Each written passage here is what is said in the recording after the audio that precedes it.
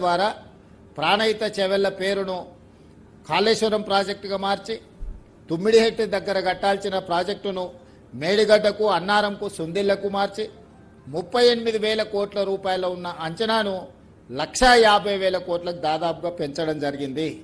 తద్వారా రాజకీయ ప్రయోజనం, ఆర్థిక ప్రయోజనం, తనకు తాను ప్రచారం కల్పించుకోవడానికి అవసరమైన అన్ని రకాల తప్పిదాలు చేయడం.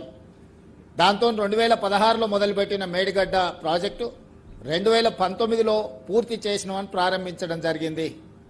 ఆ రోజు పెద్ద ఎత్తున ప్రపంచంలోనే ఒక అద్భుతం, ఈ అద్భుతమైన కట్టడాన్ని ప్రపంచంలో ఎవరు కట్టలేదు అని చెప్పి ప్రచారం కల్పించుకోవడమే కాకుండా ఆనాటి గవర్నర్ నరసింహన్ గారిని మభ్యపెట్టి అబద్ధాలను వారికి చెప్పి వారే ఇక్కడికి వచ్చి ఇది కాళేశ్వరం కాదు, హరీష్ రావు గారి పేరు హరీష్ రావు గారు కాదు కాళేశ్వరరావు అని ఒక గవర్నర్తోనే ఇక్కడ అబద్ధాలు చెప్పించారు.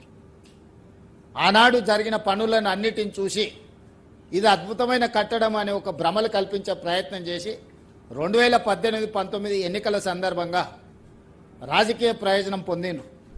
ఆ తర్వాత 2020లోనే ఈ మేడిగడ్డ బ్యారేజ్లో లీక్లు ఉన్నాయి, లేకపోతే నిర్మాణ లోపం ఉందని ఆనాటి ఇంజనీర్లు లేఖలు రాయడం జరిగింది. ఎలాంటి సంస్థకు పట్టించుకోలే, నిర్వహించలేదు. చివరికి 2023 అక్టోబర్ నవంబర్లో పూర్తిగా కుప్పగూలిపోయింది మేడిగడ్డ. ఆ తెల్లారే వెళ్ళి ఇక్కడ ఇంజనీర్ పోలీస్ స్టేషన్లో కంప్లైంట్ కూడా చేయడం జరిగింది.